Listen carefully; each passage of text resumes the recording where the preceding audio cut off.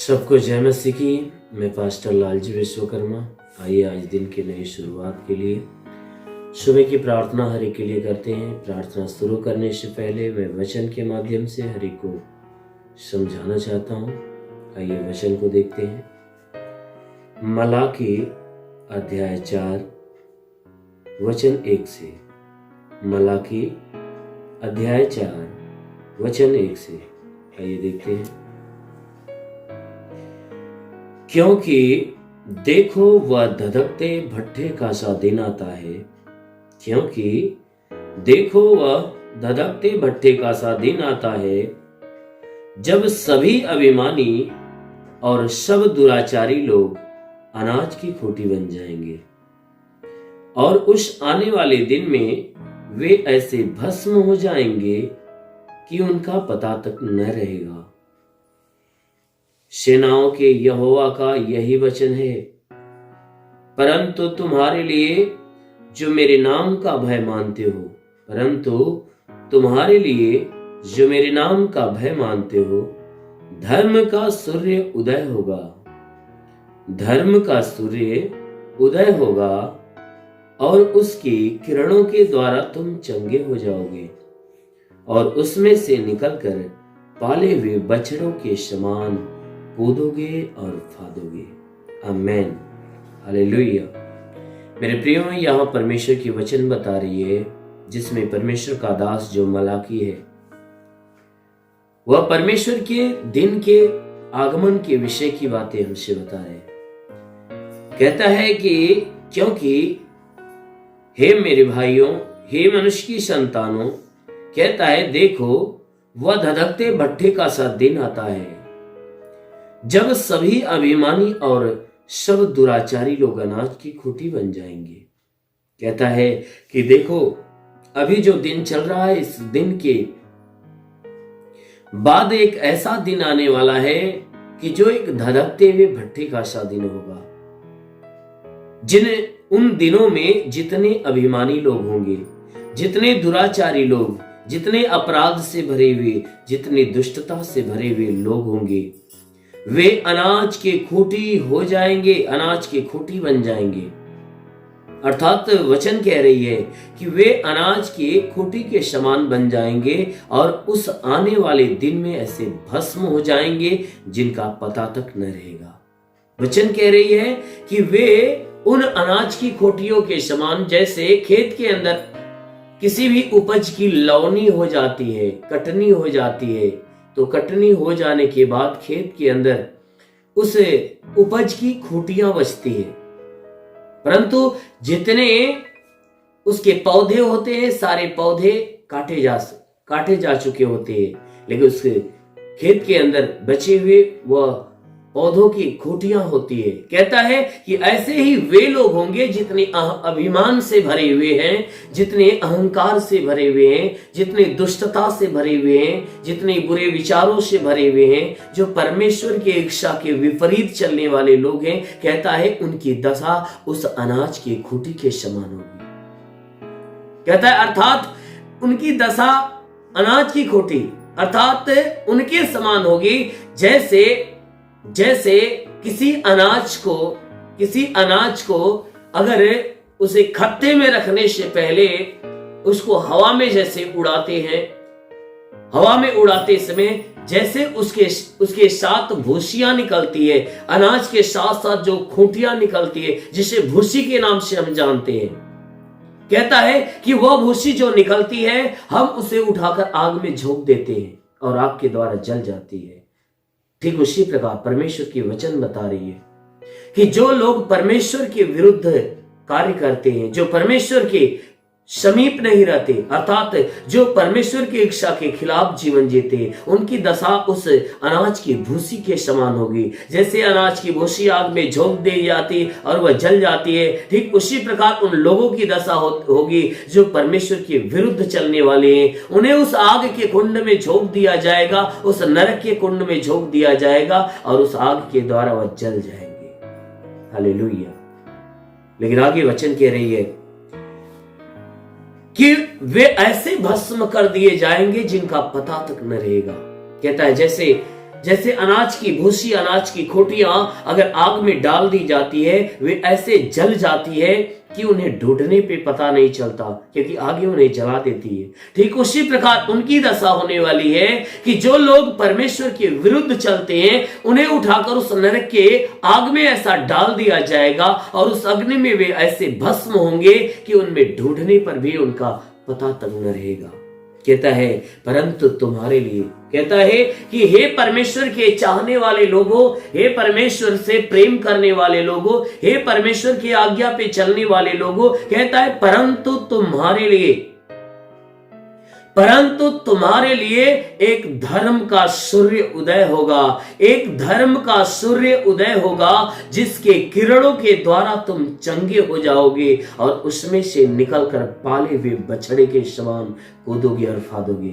कहता है तुम्हें उन दिनों में अपने जीवन की चिंता करने की जरूरत नहीं है। कहता है हे परमेश्वर के चाहने वाले लोगों, उन दिनों में तुम्हें अपने प्राणों की चिंता करने की जरूरत नहीं है, क्योंकि उन दिनों में तुम्हारे लिए एक धर्म का सूर्य उदय होगा। अर्थात वचन कहती है तुम्हारे लिए धर्म का सूर्य उदय होगा। धर्म का सूर्य यानी यीशु के लिए ये बातें कही गई है कि तुम्हारे लिए उन दिनों में एक उद्धार करता तुम्हारे बीच में उदय होगा, जिसके किरणों के द्वारा, जिसके आशीषों के द्वारा तुम चंगे हो जाओगे और उन आशीषों में से जब निकलोगे तो एक पाले हुए बछड़े के समान कूदोगे और फादोगे। कहता है कि उन किरणों के द्वारा तुम्हारी हड्डियां मजबूत हो जाएगी, तुम्हारी शरीर भली चंगी हो जाएगी और तुम्हारे शरीर के अंदर परमेश्वर की एक नई आशीष आएगी, जिसके द्वारा तुम उस पाले हुए बछड़े के समान कूदोगे और फादोगे। आमीन, हालेलुया। इसलिए मेरे प्रियो, ये परमेश्वर की वचन कहती है कि तुम परमेश्वर के समीप बने रहो, ताकि उस धर्म के सूर्य की किरण आपके ऊपर पड़े और उस किरणों के द्वारा आप भले चंगे होने पाओ। आमीन, हालेलुया। इसलिए आइए आंखों को बंद करिए। मैं हर एक के लिए यीशु के नाम से प्रार्थना करने जा रहा हूं। आज इस सुबह की प्रार्थना के द्वारा परमेश्वर आपको अनंत काल की आशीष देगा। धन्यवाद करता हूं मेरे प्रभु परमेश्वर, सृष्टि के मालिक, धरती पे अन्न उपजाने वाले पिता, मैं तेरा धन्यवाद करता हूं। जगत के पालनहार परमेश्वर, मैं तेरा धन्यवाद करता प्रभु। आपसे विनती प्रार्थना करता हे पिता, जितने लोग प्रार्थना को सुनने वाले हैं, हर एक के जीवन में आज महिमा की आशीष बरसा, ताकि जितने भी लोग आशीष को ग्रहण करते हैं उनके जीवन में अद्भुत चिन्ह और चमत्कार प्रकट होने पाए।